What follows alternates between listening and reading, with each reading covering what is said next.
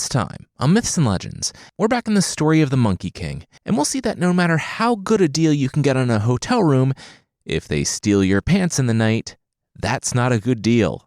The creature this week is the bird who collects cinnamon sticks, and whose home someone needs to destroy every time they want cinnamon sticks.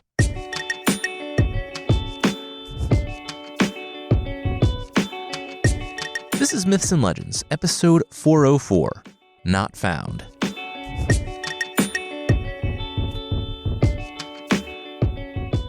This is a podcast where we tell stories from mythology and folklore. Some are incredibly popular tales you might think you know, but with surprising origins. Others are stories that might be new to you, but are definitely worth a listen. So if this is your first time listening, you can absolutely jump in here. The stories of the Monkey King are extremely episodic, and I'll give you all the backstory you need right now. The overall story is from a medieval Chinese novel called The Journey to the West, where the characters are, unsurprisingly, on a journey to the West to retrieve holy Buddhist scriptures at a temple. Our main monk, Xuanzang, the Tang monk, is technically the protagonist, but he's a monk. In a world chock full of demons and monsters and evil kings, he needs some help. The breakout character is Sun Wukong, the Monkey King. He's a monkey that gained immortality and rose to challenge and nearly defeat heaven itself, and he was imprisoned under a mountain for 800 years when he ultimately failed. Promised freedom if he can protect the monk. He can shapeshift, turn his hair into any number of things. He has an iron rod that can change shape, size, and density, and he can fly on clouds. Pigsy is a humanoid pigman with a range of appetites. Those appetites got him in a lot of trouble, and, like Monkey, he needs to redeem himself.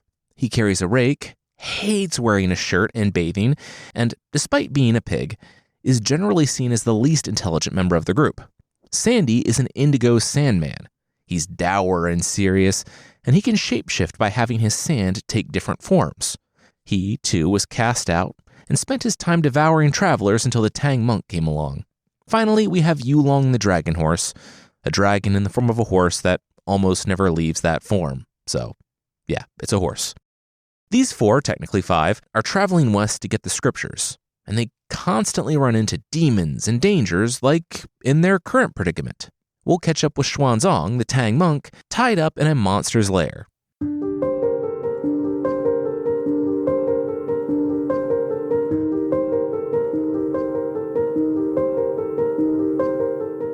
The Tang monk, Xuanzang, struggled against his ropes. A mole cricket landed next to him. Ugh. After everything bugs were landing on him, he turned and blew on it. Get out of here. Go. I don't need this right now. He tried to wiggle a little bit and swat it away. Where was Monkey? He should be by now. He's supposed to take any form, like a mole cricket. Sun Wukong took his monkey form and bowed. Hi, master. Monkey, I'm glad you're here. I have some theories on what was eating all those monks at the monastery. Xuanzang nodded thoughtfully.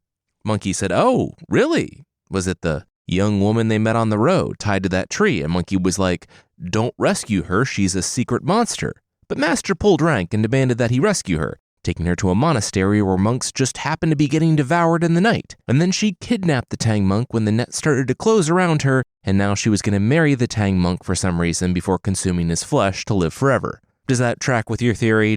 Am I in the ballpark? One of them, yes. Xuanzang looked to the cave floor. Okay, just agree to marry her, but say that you want to go on a walk outside in the orchard. I'll be in the form of a peach, and then I'll use her liver and lungs as a speed bag until she agrees to let you go. Sounds good, Xuanzang said when the mole cricket hopped away as the young woman approached. What sounds good? Who has two thumbs and is willing to forsake everything he believes in order to marry a woman who kidnapped him? Xuanzang paused. It was him. He was chained to a pole, so he couldn't do the thumb thing, but it was him. He wanted to do the forsaking bit. Monkey rolled his eyes, listening outside. A peach dropped to the ground.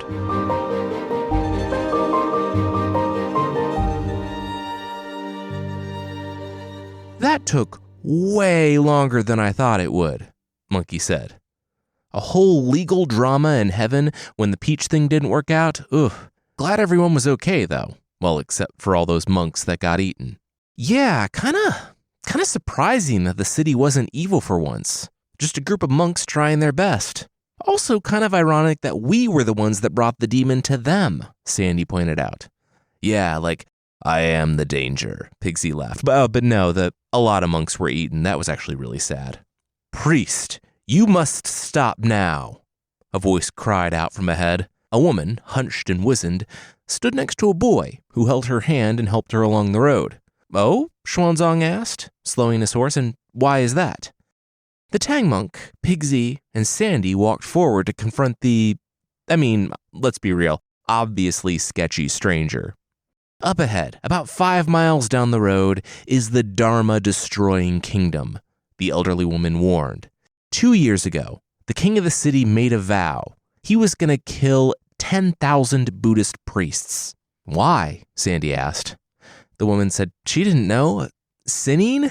If he made a goal to kill 10,000 people, specifically priests, he obviously wasn't making rational decisions. The woman sighed.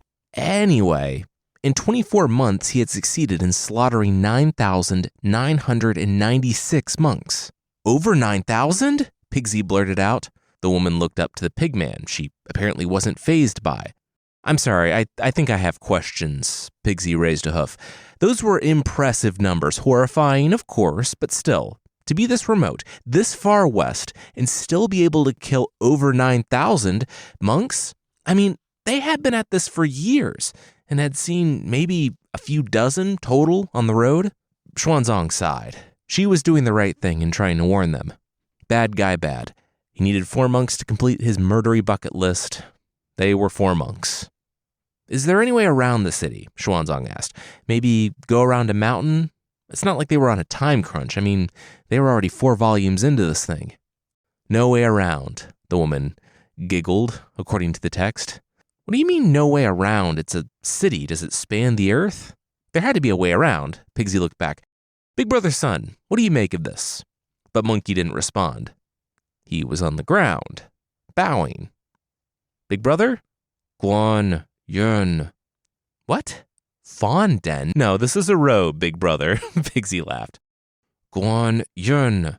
Con men. Monkey, one of them is a woman, and she seems harmless. Though so did that one who ate all those monks recently. Guan Yun. Monkey hissed through his teeth. Sean Penn. Pigsy squinted. Then a gasp from up from the front of the group. Xuanzang understood what Monkey had been saying this whole time, mainly because Guan Yin and Red Boy, the Bodhisattva, and her reforming demon page had taken their actual forms and were now atop a pink cloud shaped like a petal. Sandy, Pigsy, Xuanzang, and even Yulong the dragon horse joined Monkey in deference to the spiritual entity that had started them on this quest. With a smile, Guan Yin ascended to heaven. So, what was all that about? Sandy took the form of a not kneeling Sandy as the others rose to their feet/hooves. And why didn't you tell us it was Guan Yin? Pigsy full-on squealed. Oh, I'm sorry that my bowing and saying Guan Yin over and over was so unclear to you, Monkey glowered. It was obviously a warning. Guan Yin didn't want them to turn back, though. She had sent them on this quest. And honestly, what was a city that wanted them dead? If Guan Yin was to be believed, and she was, then this wasn't even a city full of demons or run by demons or under siege by demons. Man, we run into so many demons. It did present certain other problems for Monkey, though. Namely, that he didn't have a blank check to massacre any antagonists, because, as has been firmly established in the story, the Buddhist exhortation not to kill or harm any living beings apparently doesn't count at all when it comes to demons. Not only that, but it seems to be relatively celebrated. Still, they should get off the road. By virtue of it being a normal city, people might be out traveling or on business, and if they know the king is looking for Buddhist priests to murder, and they happen to see Buddhist priests, things might get a little inconvenient for any snitches wanting to stay alive. Xuanzang shook his head. Okay, fine, it might get inconvenient for their group's safe passage through the city. Monkey grumbled. Just testing out those waters. Once they got Xuanzang off the road, Monkey said he was going to transform and scout ahead. And Xuanzang gripped his hairy wrist. Monkey needed to be careful. He was going up against the law of a king. Monkey cocked his head. Yeah, it was a bad law and violated, a couple precepts of their religion, he was pretty okay violating an obvious, unjust, and unethical law. Also, if it was his safety Master was worried about, he literally had his head cut off and carried it away. He would be fine. I brought up Xuanzang's protest right there because it seemed really bizarre to me that he would give seemingly equal weight to the obviously immoral edict from a king, by virtue of it being a king's order, and one of the foundational precepts of his religion. Monkey took to the air on a cloud to close the distance between camp and the city, and then took the form of a moth, because a monkey monk form was never a good way to blend in. Apparently, Monkey didn't realize when he turned into a moth at night just how much he would like lanterns and candles, and he spent more time than he intended just circling one. Eventually, though, he managed to pull himself away and flutter down to the street, where he saw a hotel. As he watched the group of men getting undressed for the night, he had an idea. But as his plan involving opportunistic nudity and theft came together in his mind, the hotel owner, Steward Wong, chimed in. He was going to be real. This hotel was in a rough area of town. Many thieves frequented this area. This shouldn't come as a surprise to them, their nightly rate reflected that, but for their convenience, he did have a service where he locked up their money bags, head wraps, cloaks, and pants for the night, so no one steals them. And just to get ahead of the questions, yes, even pants. The patrons apparently didn't balk at this. I guess when they made the reservation at that price, they recognized the possibility of someone arriving in the night to steal their pants. They stripped down, got into bed, and Steward Wong gathered up their valuables to keep them safe deeper in the house. Just in time for Monkey to steal them.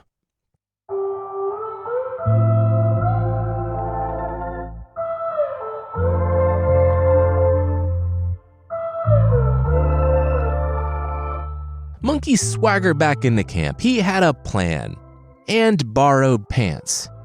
"Why are you so burned?" Xuanzang said as he took the pants and smelled them. "Oof, I was a moth and you have no idea how appealing a candle is. My need to touch that flame kind of dovetailed with the mission, so I got to dive into a flame. Turned out the actual idea was way more appealing than actually setting my body on fire." Anyway, he put out the flame, changed into a rat, borrowed the clothes, and now they were just going to walk through town. He got head coverings and everything, so no one had to know they were monks. As long as they got dressed quickly, they could be through the city gates before they closed tonight, and then out the other side as they opened tomorrow morning, after staying in the city, of course. Done and done. Xuanzang, as he dressed, said the story as Monkey told it sounded a lot like theft. Monkey said he appreciated that thought from his master, and while yes, it might sound like that, Monkey told the hotel owner that he was taking the clothes, and told him their mission, and the hotel owner agreed, so it was all above board. Monkey didn't tell his boss that while all of that was technically true, he used his disembodied demon voice and left the man and his family cowering. Those other details didn't feel super relevant though, because as previously noted, what he already told his boss was technically true. So they all got dressed, and surprisingly, the clothes pretty much fit. Well, except for Pigsy's head covering, which needed some emergency tailoring because Pigsy's head was absolutely massive compared to a normal human head. Not sure how or why that's relevant, but if you wind up at trivia night and the person asks you which one of the scripture pilgrims had the biggest head, probably find a new trivia night. Those questions are too hard. They would have to dispense with the master and the disciple stuff when they entered the city, instead pretending they were part of a fraternal order. Xuanzang, the Tang monk, would be Grand Master Tang, which feels like it should set off some alarm bells, but maybe they were far enough from China that it wouldn't necessarily be like someone from Canada calling themselves Grand Master Canada. Pigsy would be Third Master Zhu, Sandy would be Fourth Master Sha, and Monkey would be Second Master Sun. There was a neigh behind them, and Monkey turned to face Yulong the Dragon Horse, who never leaves the form of a horse. Monkey rolled his eyes. Yulong could leave the form of a horse sometimes. He knew that, right? He's so method, Pigsy marveled. Monkey said that was good because he was part of the ruse. They were horse traders, and this was their sample. Do medieval Chinese horse traders give samples like a Costco? Pigsy wondered. Monkey said, it was a demonstration of the quality of their goods, not like an eating sample. Then say that. Pigsy crossed his arms and then shot them down to his side, fuming. Man, he hated wearing a shirt.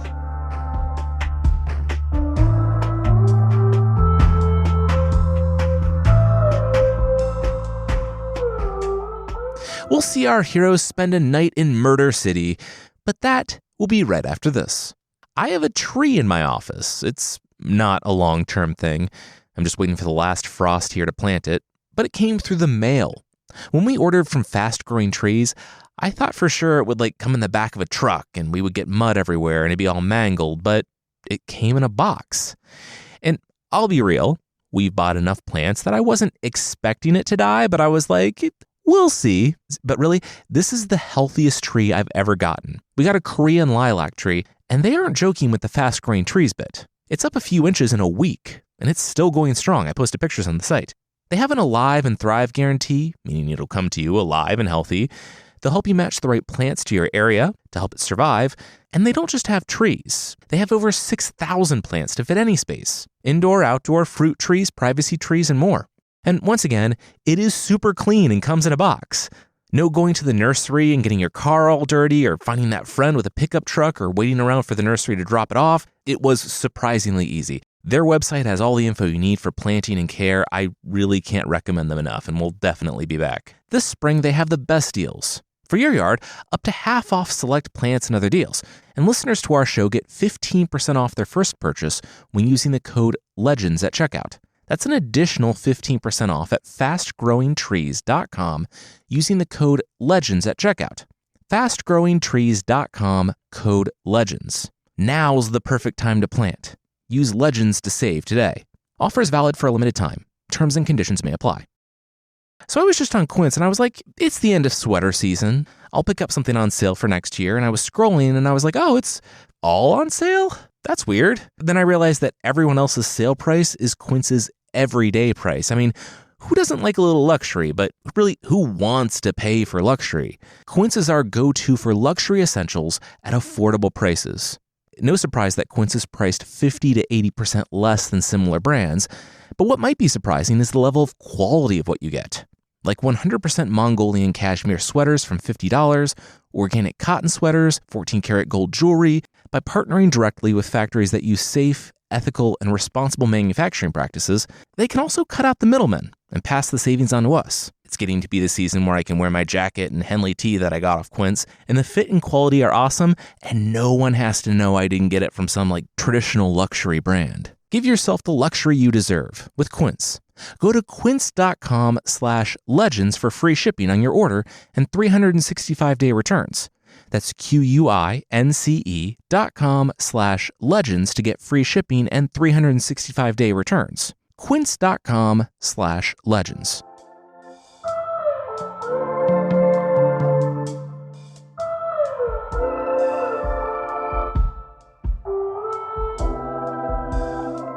On the walk up to the city, Monkey stopped every now and then and picked bits from the refuse pits they passed.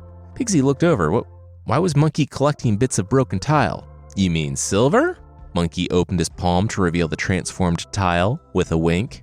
Monkey, don't cheat the innkeeper. You've already robbed him. Xuanzang asked. Borrowed. I borrowed the clothes and informed him where they would be. And then he gave them to me. It was a verbal contract.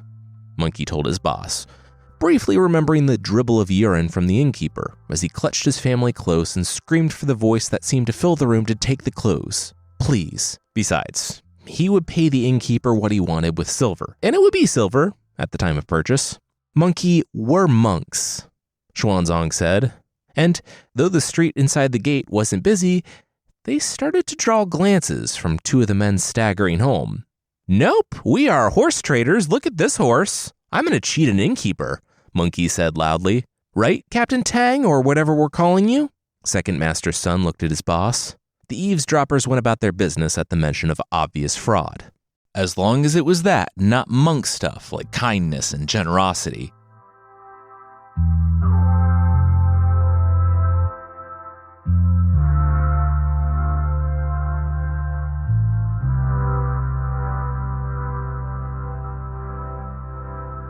I've lost my head wrap. I've lost my cloak. I've lost my pants. I knew I should have paid attention to those 1-star TripAdvisor reviews about the pants theft, the men inside the hotel said as Monkey, Pigsy, Sandy, and Xuanzang approached, wearing the men's head wraps, cloaks, and pants. And we're not sponsored by TripAdvisor. But if you do see a preponderance of 1-star reviews anywhere that warn of rampant pants theft, it's probably a good idea to heed that very specific warning. I don't think this place has any vacancies. Let's try the one across the street. Monkey pointed. The one across the street did, in fact, have a room available. And as 4 monks stretched out, they remarked that, wow, why hadn't they stayed in a hotel before? This really beats sleeping on the side of the road. And why would grand merchants sleep on the side of the road? The owner, a woman of 57 or 58, asked, the story says, getting oddly specific about her age. Because we're sleeping beside a herd of horses, Monkey narrowed his eyes at the woman. She said, oh, is that why they all had different surnames? What was it? Sun, Tang, Zhu, and Sha? Yes, and there are 10 more outside the city with our horses. It's a fraternal order. Monkey didn't expect to be grilled so hard by the hotel owner, but he was pretty nimble. He explained how they had 100 horses outside the city, and they were looking for a place to stay. The horses were the same as the sample horse in the stable below, but, as previously established, it was like the knife sellers at Costco in that it was a demonstration horse and not like the samples at Costco that you eat, so please don't eat their horse. Oh, and Costco, if you're listening and want to throw some ad dollars our way, we're every other week now, and we could use the support. The hotel owner might have had her suspicions about who these 4 men, who still hadn't taken their head coverings off, were, but seeing dollar signs or a more period-appropriate currency like the yuan, she decided that all these guys were above board. They here at this hotel had a massive courtyard stocked with feed and very little pants theft, almost none. She said that she was the widow Zhao. She took over the hotel when her husband died. It was probably pretty obvious by her position and name, and they didn't need to go into the whole story, though the original absolutely does.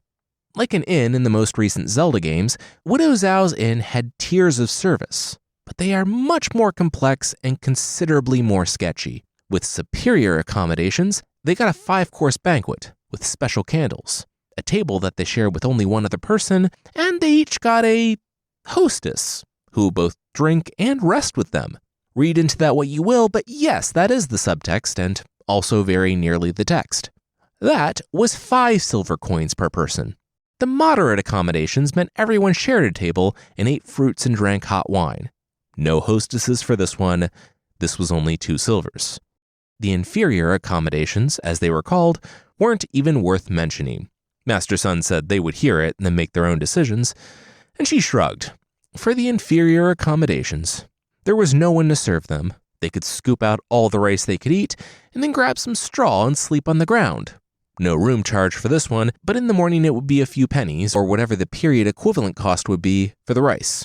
Pigsy was down for the inferior option. Pigsy wanted to do it not because it was the most monk-like service, but because he wouldn't have waiters pestering him with fancy dishes, and he could just load up on as much rice as he wanted before pushing some hay together and sleeping on the floor like the animal he was. Widow Zhao narrowed her eyes. That tier was a bit austere, don't they think? Monkey dug into his pack. Of course it was, and Master Zhu was only joking. They'd take the superior service. Also, one has to assume that the lowest tier, the inferior service, was like the jukebox from the movie Talladega Nights, mainly there for profiling purposes in order to suss out potential monks in their midst. The woman took the 20 pieces of silver with a smile and rushed to get their feast ready, calling out to the kitchen about all the animals that needed to be slaughtered. Xuanzong looked to Monkey in panic, but Master Sun rose, saying, actually, they observed a vegetarian diet. The woman's eyes narrowed. Oh, did they now? And was this vegetarianism temporary, or was it a more perpetual, say, monk-like diet? Second Master Sun said neither. They kept the Gengchen diet. You see, on Gengchen, today, they must keep a vegetarian Gengchen diet. On Xinyu, tomorrow, or after the 3rd watch is passed that night, they could eat meat. Widow Zhao, who, like me, doesn't know enough about medieval Chinese culture or language to make heads or tails of that, gave them the benefit of the doubt, especially when they would pay superior prices for a vegetarian feast. The story goes full Redwall in detailing the sumptuous vegetarian feast, but I won't read it because we've lingered too long in this scene already. But the group began to grow concerned when they heard voices outside. Young men, they were going to fetch the, hostesses. Monkey said that they could hold off on that, As excited and as rich as they currently were, they would rather wait until tomorrow, when they had the proceeds from the sale to really let loose with all their friends. Widow Zhao agreed and told the men to hold off going into the village. "We can't sleep here," Xuanzang said, looking at the beds and feeling his head covering anxiously when they were finally alone. Monkey said that actually, according to his master's teaching, sleeping was like the one thing they could do here. Xuanzang pointed to the plush, comfortable bed. And what happened when a servant walked in the morning and saw them with their head coverings slipped off in the night, or even more likely, asked why they were going to sleep with their head coverings on?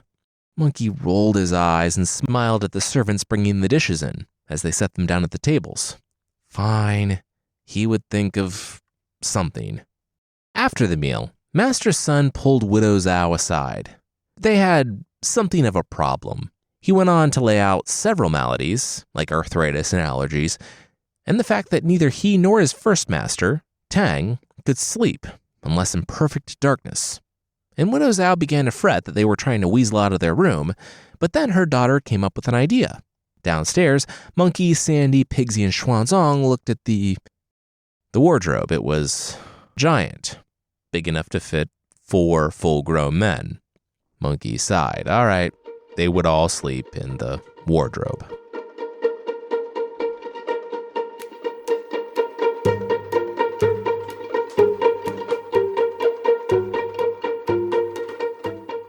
So for the group to give up a room like that to sleep 4 in a wardrobe would be like someone nowadays giving up a room at like the Four Seasons to, well, I guess, sleep in a wardrobe. Because of the Tang monk's paranoia at being discovered without his head covering, he wouldn't rest until Monkey had papered over all the potential holes. Though which, while yes, that helps to avoid any light and prying eyes from the inside of the wardrobe, it also kept out any air. So, not even a few minutes in, and the wardrobe was hot, humid, and if you've ever been to the zoo, smelled a lot like that. They also couldn't keep the little grains of sandy from getting everywhere. It was miserable. And then it was moving. It had been an hour since the wardrobe closed, and while the Widow Zhao's place was nice, it was across the street from a place where people had to lock up their pants at night to keep them from getting stolen. And when the fire tenders and the porters at the hotel heard that there were some big shots who bought the superior package, even though they didn't even need the meat or the companionship, they knew that those guys probably wore some pretty nice pants, and those pants might be locked up in the wardrobe. So they decided to rob the group. Unfortunately for the robbers, the talk of them staying in the wardrobe had been limited to Widow Zhao and her daughter, so they had no idea the group in the luxury room wasn't actually in the luxury room. So they went downstairs and grabbed the wardrobe, and why was there a horse tied to the wardrobe? And yeah, Yulong the dragon horse, at Monkey's insistence, had been tied up next to the wardrobe. Not wanting a whole 15 minutes of walking into a hotel and threatening some people go to waste, the robbers decided that they should at least get something out of this. So they looked at the big locked wardrobe. Well, that obviously was locked for a reason, and since someone had already beaten them to robbing the guy across the street and he kept everything in a wardrobe, well, before they knew it, they were fitting the giant wardrobe through the door. No, not that way, the other way. Okay, now you're pinching my hand in the doorframe. Yeah, we need to take the feet off this thing and then reassess. You have to admire not just their commitment to this robbery, but their sheer strength. Despite the fact that they were being burgled, not their things, but they themselves, the party of monks whispered inside the wardrobe. Pigsy was freaking out, and his panic was spreading to Xuanzang. They were being kidnapped. Monkey laughed. Yeah, kidnapped by robbers. Human robbers. I mean, relax, this is like a vacation for us. If we're lucky, they'll carry us all the way to the Western Heaven. Monkey's plan was, presumably, when they accomplished their goal of cracking open the wardrobe, he would crack some heads, and they could escape, hopefully on the other side of the city. As for now, they just had to sit back, relax, and enjoy the ride. The ride, unfortunately, had a soundtrack. You might think that the thieves had a way out of the city that didn't involve going through one of the heavily armed enclosed gates. You and I would be wrong about that. There was a struggle, a splat, and a gurgle. Monkey shook his head. That could be anything. There was a, no, please, I have a family. Why are you doing this? I'll even open the gate for you. And then a thud. That was a little less ambiguous. Then things got a bit rocky for both the monks and their unwitting kidnappers. For all the theft, pants and otherwise, the city was pretty quick to snap to action when the thieves were actively murdering guards at the gate. The problem with murdering people who know how to work the gate before they've opened the gate is pretty self-evident from that sentence. This gave the regional patrol commander of the East City Warden's office time to summon mounted warriors and archers, and when the thieves were being shot at by the wall and heard the shouts of the cavalry coming from the city, they knew they were in a your money or your life situation. And since they weren't actually sure the wardrobe contained any money to begin with, they chose the latter. Later, at their hideout, they both wondered if, when they finally dropped that wardrobe, they had actually heard someone say, "Ow." And yeah, they got away. But the regional patrol commander was riding at the front of his own version of the Roman triumph, and his captured prize was this locked wardrobe with a horse tied to it, for which they didn't know the owner or the contents. And during the chase, they probably missed like 5 more robberies. Still, got a wardrobe. Inside, the group could hear the terrible, terrible news. The commander was very proud of this wardrobe. In fact, he was going to have it taken before the king the following day. They sealed it up with a tape, which I guess they had at the time, and set a watch. No one was going to steal this wardrobe. Again. Inside, Xuanzang was despairing. After everything they had gone through that night, they will be taken directly before the king in the morning. The king who only needed 4 more monks to murder before he could finish out his long and gruesome punch card. Monkey laughed. When they were released the following day from the wardrobe, they'd be either bound or hanged. Actually, more likely bound than hanged. But his master shouldn't worry. Monkey had his own way of dealing with these things. The Tang monk wouldn't be harmed one bit. Go to sleep. You'll be fine. Xuanzang did actually manage to sleep. I mean, if you can spend years meditating on a mountaintop, you can probably spend the night in a wardrobe with a monkey, pig, and a pile of sand. Come morning, though, Xuanzang was so anxious, it was like his soul was going to leave his body.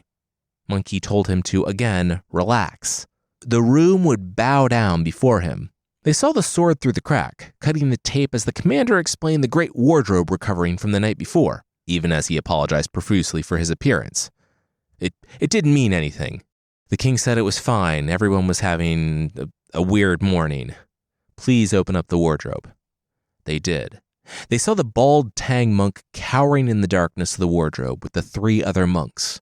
The 4 needed to fulfill his 10,000 murders. And, true to Monkey's word, the room bowed down to the Buddhist monks. But even more than the bowing, Xuanzang noticed something else. Every single person in this room, from the lowliest courtier to the king and queen themselves, every person was bald. Turning to look at the grinning Monkey King, Xuanzang asked, "What did he do?"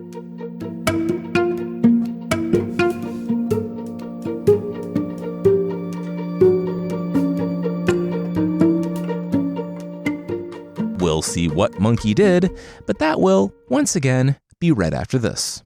This show is sponsored by BetterHelp. It is so easy to get caught up in the myth that you can do it all. And in a society that kind of glorifies that hyper-independence, we have to remember that we're all better together. It could be friends you can call or family, but sometimes it's good to have like an outside view and voice. Someone without any skin in the game to help you work through whatever you might want a little help with, whether it's boundaries with those friends and family, coping skills for some stressful situation, or maybe just someone to help you not just take the next step, but figure out what that next step is. Therapy has personally helped me with all those things in the past, and if you're considering therapy, BetterHelp is a great option. It's fully online, making therapy affordable and convenient. They're serving over 5 million people worldwide with a diverse network of more than 30,000 credentialed therapists, so you're not stuck with just what's in your area. You can switch therapists at any time with no extra cost. Build your support system with BetterHelp. Visit betterhelp.com/myths to get 10% off your first month. That's BetterHelp, HELP.com/myths.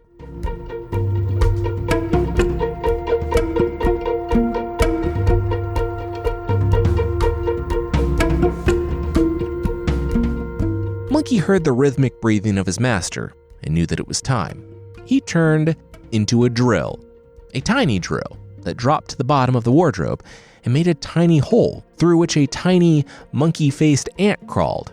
It emerged out into the throne room in the dead of night and found that it was alone. Monkey turned back. Okay, time to get to work. He pulled hair from his right arm until it was nearly bald and sprinkled it on the floor. He pulled about half as many hairs from the left side and blew on them, and they turned into row after row of Monkey Kings, waiting for orders. Go get the spirits and be quick about it, Sun Wukong said. And the legion of Monkey Kings nodded and took to the air. When they were gone, the other pile of hair was nearly done. It was insects. Monkey told them to go and feast. 10 minutes later, the bugs returned to being hair and returned to his arm. And everyone in the palace, as far as the bugs had been able to make it, was asleep. The bite of the bugs made them sleep so heavily, they didn't even roll over, as the story tells us. When the Monkey Kings returned, they did so with all the local spirits from all the nearby mountains, streams, and villages. Monkey needed them to do some light barber work. At that, he tapped his iron rod against the ground, and it fell into 1,000 pieces. 1,000 razor blades. It actually takes a good amount of training to become a barber, but considerably less if you don't care how your clients look and won't wake up if you cut them. Under those circumstances, I could probably shave someone's scalp with a straight razor. I don't want to do that at all, and neither did the local gods. But after a half night of non-consensual barbering, they were done. Everyone in the kingdom of any importance was bald. They didn't understand what was going on. Could they please go back to bed? Monkey dismissed them, but said they had to take all the hair with them, so they had to spend the next hour sweeping up. Monkey recalled the monkeys back to his arm, somehow pressed all the razors into a staff despite that being dangerous and impossible, turned back into an ant, crawled into the wardrobe, and waited for morning. From inside the wardrobe, he could hear the cries of everyone in the palace, and the king and queen who came rushing to the throne room, and the queen saying that she warned him that murdering 10,000 monks for no real reason was a bad thing to do. Now the gods were angry. They had all become Buddhist priests. The king asked how he was supposed to know that obvious bad things were bad. And in his defense, he didn't think he would ever face the consequences of his actions. So, the queen said that wasn't a defense. Okay, they had to hide this, they thought, until their ministers came in, also confused and bald. Everyone was bald. Also, what's this wardrobe doing here? That's why, when they cut the tape of the wardrobe and Xuanzang and the others walked out, the court bowed low to them. They learned about Xuanzang and his journey to the west, and the king begged for forgiveness. First for killing the monks, but also making such an illustrious one as Xuanzang fear for his life. It was just those mean words. Xuanzang asked, what mean words? The king chuckled. The Tang monk would find it hilarious, but the whole reason behind the 10,000 monk murders was that 2 years ago, a Buddhist monk had slandered him, said something mean. Why would I find that hilarious? But what did he say? Xuanzang asked. And the king thought about it. You know what? That's the weirdest thing. He couldn't even remember. And now heaven had made him a monk. Xuanzang, who had been a practicing monk basically since birth, was about to say that there was way more to being a monk than shaving your head, but Monkey cut him off. And what a monk! The king said he was still on his journey, though. He needed a master. They all did. And they all looked to the Tang monk, Xuanzang, who sighed and said, sure. Up until this morning, these people were going to hang him for a slight the king couldn't even remember from 2 years ago. Now they were doing a complete about-face, and they were all monks. Probably not the best people to try to reason with. Sure, yeah, they could all be his disciples.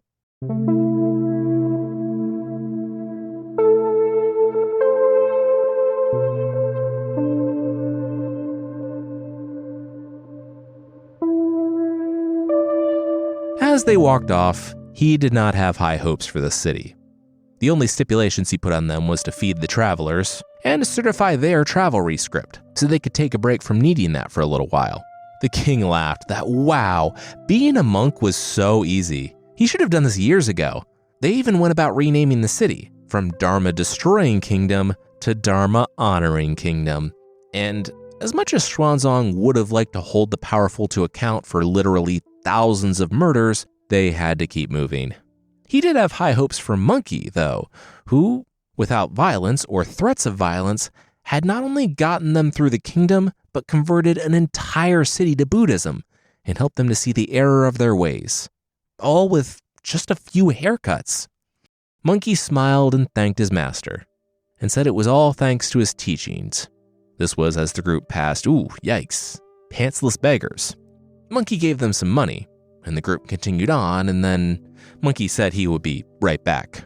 He zipped back to the wardrobe to grab the pants and cloaks and gold and dropped it off with the beggars. So sorry. He just needed to borrow all that. Also, probably don't try to spend that silver he gave them. It was mostly pot shards.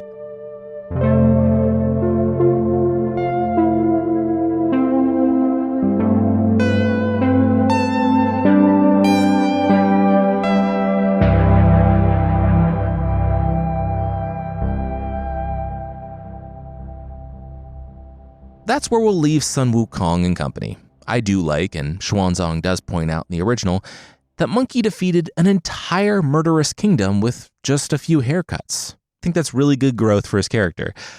Next time, it's the King of Beers, and no, I'm not reaching for yet another sponsorship opportunity. It's about a young man who can't really make it as anything else, and so he decides to become an immortal king of beer. We'll see how that goes.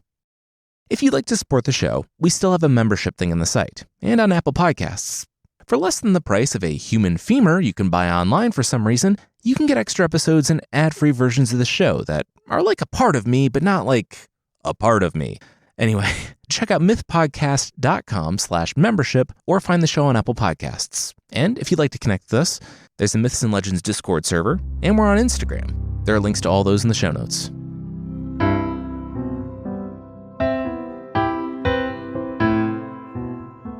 The creature this time is Cinnamologus, the cinnamon bird, from the bestiaries of medieval Europe. So this sent me on something of a deep dive because, frankly, I had no idea how cinnamon was made. I knew it came in sticks, and that's about it. Well, if you ask someone 1,700 years ago, they would say that those sticks came from the nests of a mythical bird called the cinnamon bird, who collected cinnamon sticks from some unknown land where they apparently littered the ground and used them to construct their nests on sheer cliff faces. There were a few ways people could bring down the nests and collect the cinnamon sticks. The first, described by Herodotus, was by being really nice to the Cinnamologus, not the oxen you're cutting up to leave out for the Cinnamologus. Yes, you kill way too many oxen, dice them into weighty cubes, and leave them by the cliff where the Cinnamologus lives, waiting for them to load up. Since you don't know when the next heaps of cubed oxen are coming, a problem that plagues us to our modern day, the Cinnamologus stocks up, and then some. Collapsing under the weight of way too much dead ox, the nest tumbles to the ground. The Cinnamologus flapped away to start again, and the people collected the cinnamon.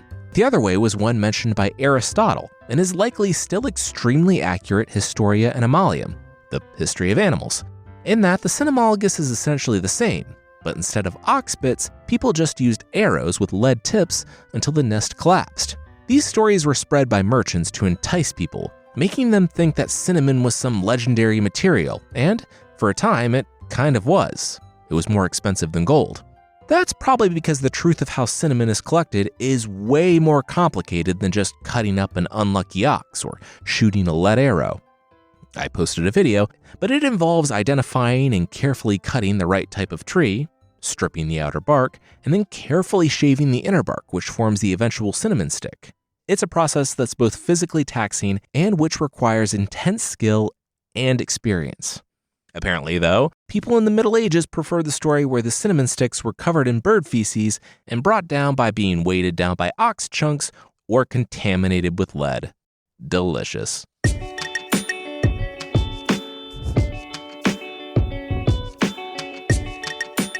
That's it for this time. Myths and Legends is by Jason and Carissa Weiser. Our theme song is by Broke for Free, and the Creature of the Week music is by Steve Combs. There are links to even more of the music we used in the show notes. Thank you so much for listening, and we'll see you next time.